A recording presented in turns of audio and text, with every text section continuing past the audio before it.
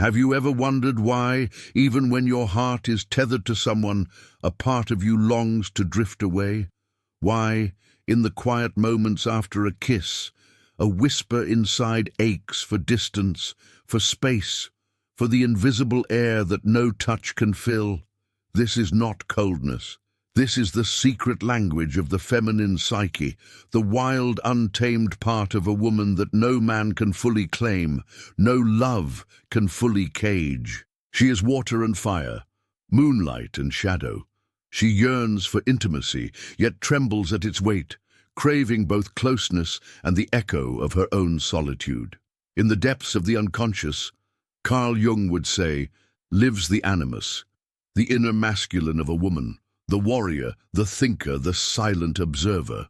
When a woman leans too heavily into attachment, into the comforting arms of another, she sometimes feels this inner presence retreating. A soft unease rises like a tide that will not be ignored.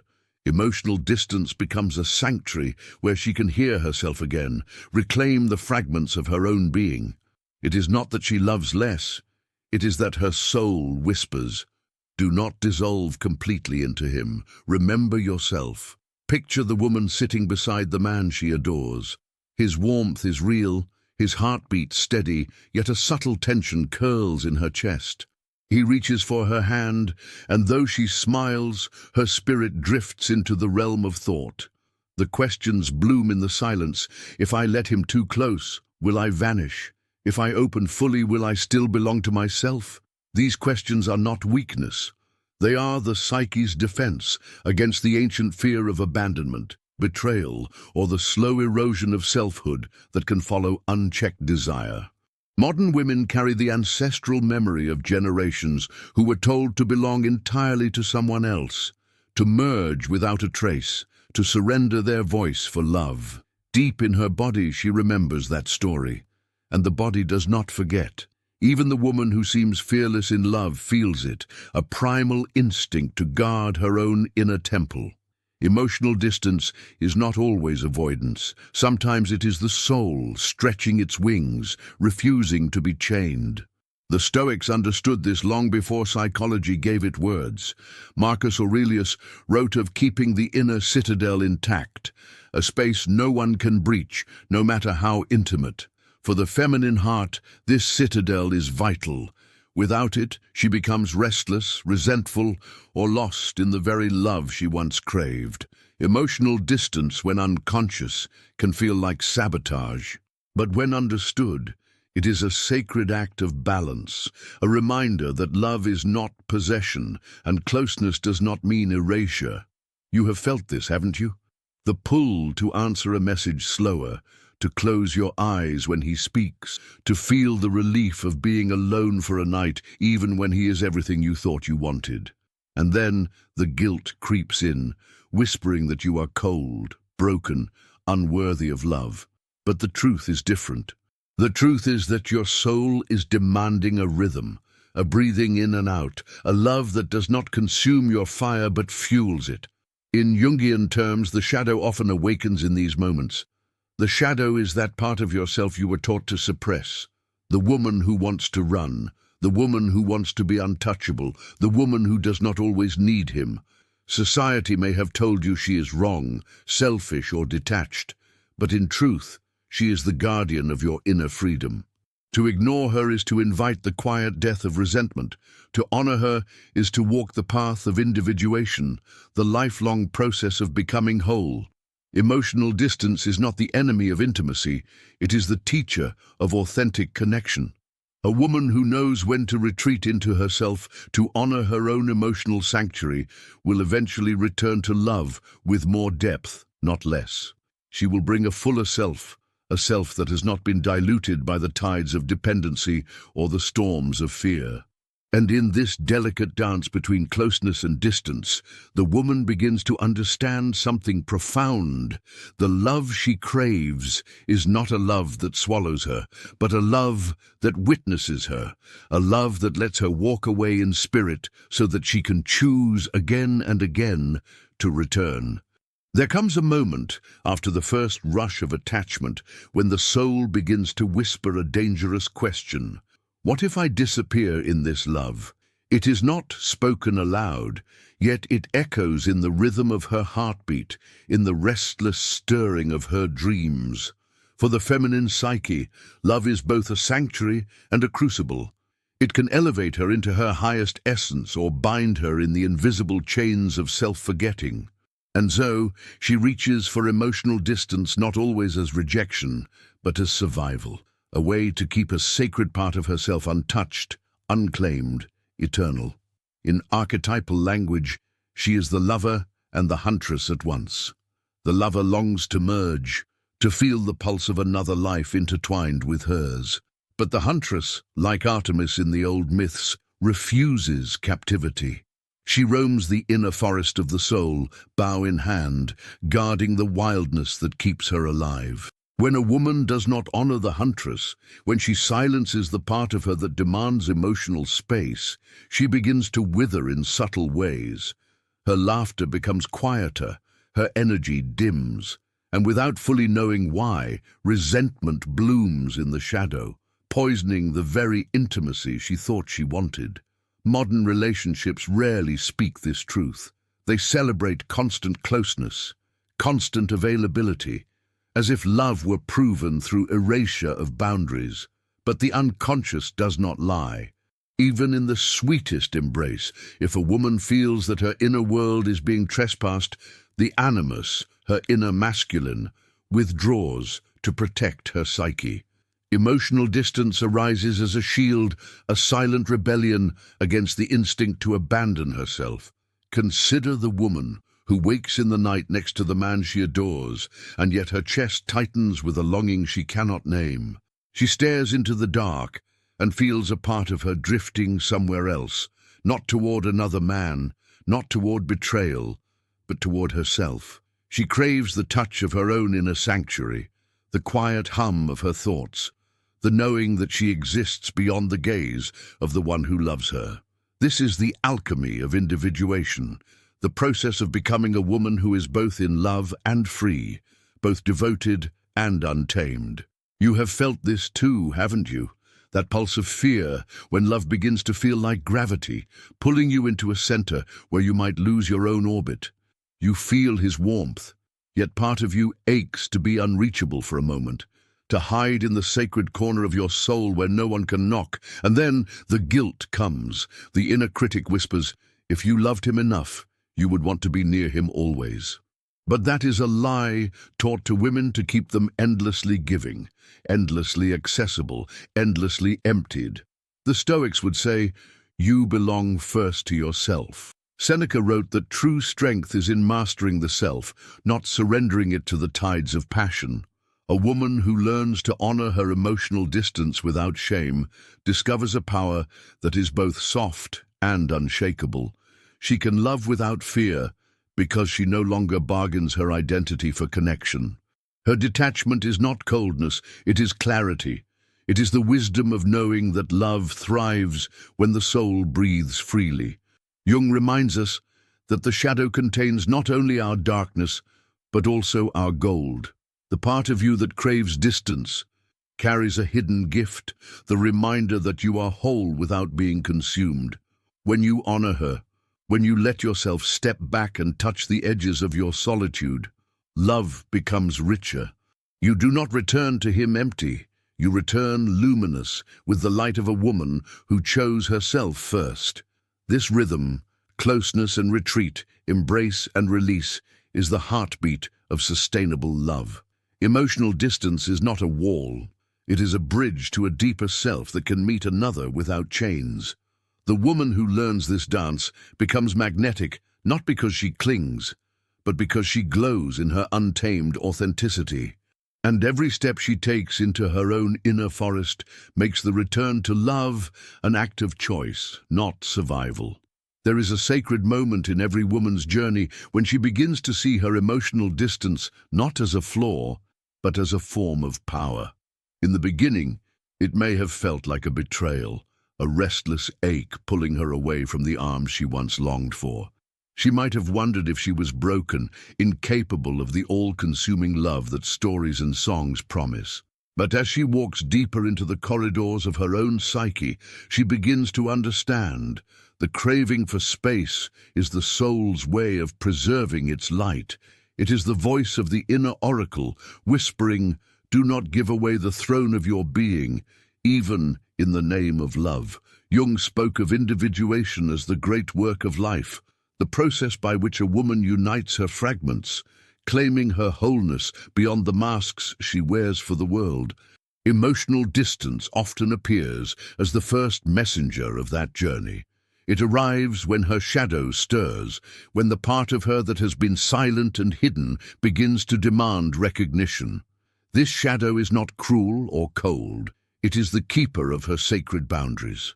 It holds the memories of every time she gave too much, every time she bent herself to fit the shape of someone else's desire. In modern relationships, this unspoken truth often manifests as tension. He may sense her pulling away and panic, interpreting it as disinterest. Friends may urge her to push through it, to just let herself love fully. Yet the feminine soul does not respond to force.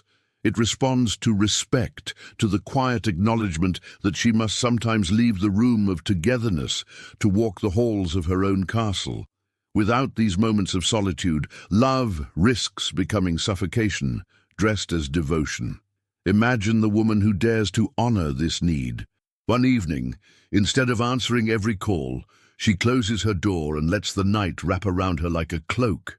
She lights a candle and feels the weight of her own presence. She remembers who she is beyond the curve of his shoulder, beyond the name he calls her in love. In that silence, she is whole, not half, not waiting to be completed. She is a queen in her inner citadel, watching the stars of her own thoughts glitter in the sky of her mind. Have you allowed yourself that kind of solitude? Or have you feared that stepping back, even for a breath, will make love vanish like mist? The truth is, the right kind of love does not dissolve in space. It ripens there. A man worthy of a woman's depth will recognize that when she turns inward, she is not abandoning him. She is protecting the part of herself that makes her love worth receiving. The Stoics would nod at this understanding. Epictetus would remind the woman that all external attachments are fleeting and that only mastery of the inner self brings freedom. Emotional distance, when born of consciousness, is a Stoic practice dressed in the silk of the feminine. It says, "I will love you, but I will not abandon myself to do so." This is the posture of a woman who does not chase, who does not beg, who does not trade her crown for a fleeting sense of safety. In the depths of her heart, the archetypes continue their dance. The lover whispers of intimacy, of surrender, of warmth. The huntress calls her to the forest, to the moonlit clearing where she can breathe again. To reject either is to fracture herself, but to honor both is to become the rare woman who can love fiercely and yet never be owned. Emotional distance is the space where these two forces negotiate their truce. A woman who masters this rhythm becomes magnetic without effort. He feels her presence not as clinging, but as a current, a force that flows toward him freely because it is never coerced. Her love is not a cage, but an offering, given by choice, reclaimed in solitude, returned even more radiant. This is the kind of love that awakens respect, desire, and devotion because it carries the scent of freedom, the echo of the untamed soul. And so, emotional distance ceases to feel like a wound. It transforms into a ritual, a sacred exhale that keeps the flame alive without burning the temple down. In the space she claims for herself, she meets her own reflection, and in that reflection she remembers love is not about disappearing into another, but about walking beside him as a woman who has never left herself. There comes a night in every love story when the air feels heavier than words, when the quiet between two hearts grows louder than the sound of their voices. The woman lies awake, listening not to him but to herself. In the distance between their breaths, she feels the call of her own soul, that ancient whisper that says, "You are more than this moment, more than this bed, more than the reflection of his desire." This is the pulse of emotional distance, and it does not arrive to harm her. It arrives to protect the eternal part of her being. Jung would say that the unconscious speaks through tension, through the push and pull of longing and retreat. When a woman begins to feel caged by intimacy, it is often her animus, the inner masculine, awakening to guide her toward wholeness. He appears not as a man, but as a force, the protector of her independence, the strategist of her soul. He whispers, "Step back. Remember your name, reclaim your fire." And when she listens, she does not lose love. She preserves it by first preserving herself. In this moment of inner withdrawal, the woman steps into the mythic role of the hermit, the seeker of her own truth. Like the priestesses of old who would leave the village to sit beneath the moon, she honors the sacred rhythm of retreat. Emotional distance becomes not an act of rebellion, but an act of devotion to the self. For how can she offer authentic love if the vessel of her spirit is empty? How can she burn for another if she has allowed her own flame to go out in the winds of constant giving? Have you felt this need rising inside you? That secret longing to vanish for a day, to close the door and become untouchable, even to the one you adore. It is not cruelty, it is not weakness, it is the medicine of the feminine. Without it, her energy begins to twist into bitterness or exhaustion, the silent erosion of desire. She smiles out of duty, she kisses out of habit, and slowly the relationship withers under the weight of unspoken resentment. The Stoics knew that attachment without balance leads to suffering. Marcus Aurelius spoke of the inner fortress, a place untouched by the chaos of the world. For the modern woman, emotional distance is her fortress. It is where she polishes her spirit, where she strengthens the walls of her selfhood against the tidal pull of dependency. When she steps back into herself, she regains perspective. Love is not a chain, but a choice made freely, day after day. Consider the archetypal dance unfolding in her chest. The lover leans in, craving warmth, safety, and surrender. But the huntress and the hermit both whisper, "If you forget yourself in this embrace, you will vanish." To honor these voices is to honor the cycle of life in love, the inhale of closeness, the exhale of distance. Each retreat into solitude makes the return to intimacy more vivid, more alive, because it is chosen, not demanded. And in this rhythm, something extraordinary happens. Desire deepens. When a woman is always present, always available, her presence can fade into the ordinary.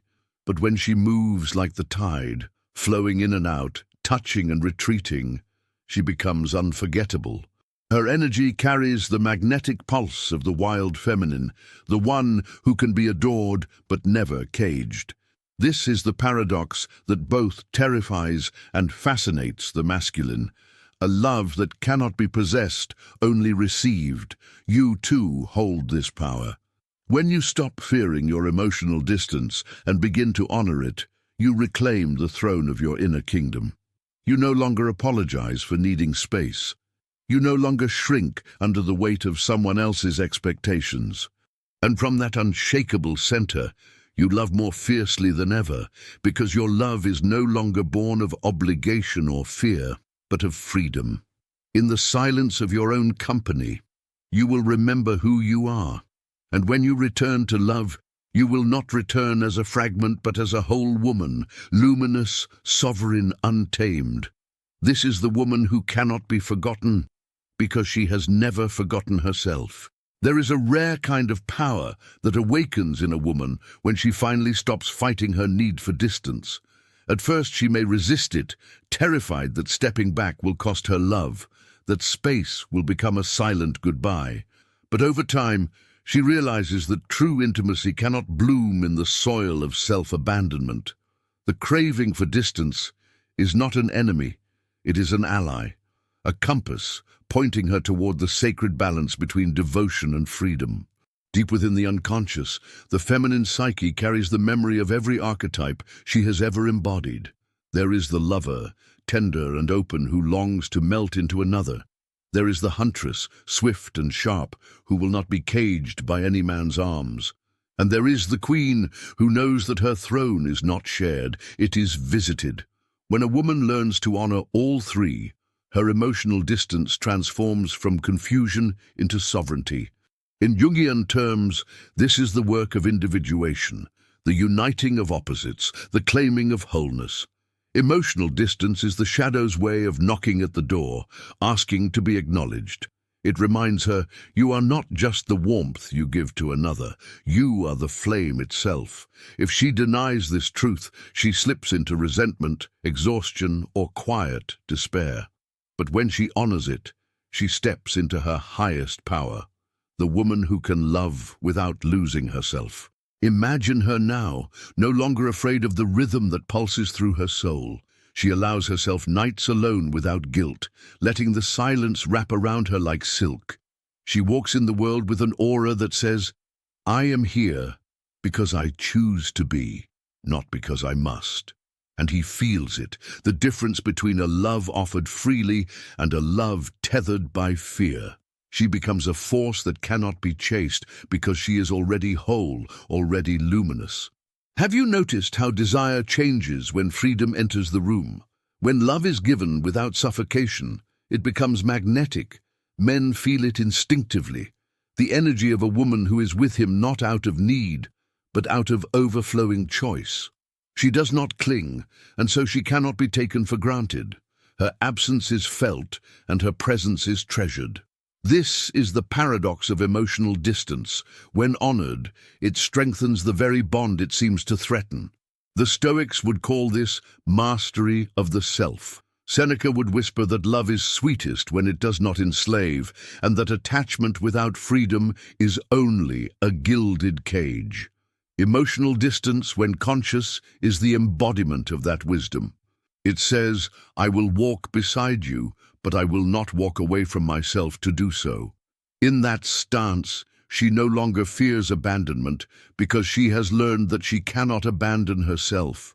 In the dance of closeness and retreat, the woman steps into her archetypal royalty. She becomes the queen in her own story, and queens do not chase, they receive. Emotional distance allows her to see love not as a desperate clinging, but as a series of sacred choices. She chooses to open her heart, and she chooses to step back. She chooses to give, and she chooses to replenish. Every act is conscious, and because of that, her love becomes a rare and potent gift. And this is the ultimate alchemy. The woman who embraces her emotional distance transforms longing into strength. She stops fearing the echo in her chest and begins to dance to its rhythm. She no longer apologizes for needing herself. She no longer folds her spirit into someone else's shadow to feel safe. She is the flame and the sanctuary, the storm and the stillness. The man who meets her in this place of freedom will not hold her by force, because he will know he never could. He will hold her with reverence, understanding that her love is a choice renewed in every breath, and she will meet him not as a half searching for completion, but as a whole, radiant force. A woman who knows that distance is not the end of love, but the breath that keeps it alive. The woman who knows her worth doesn't chase, she chooses.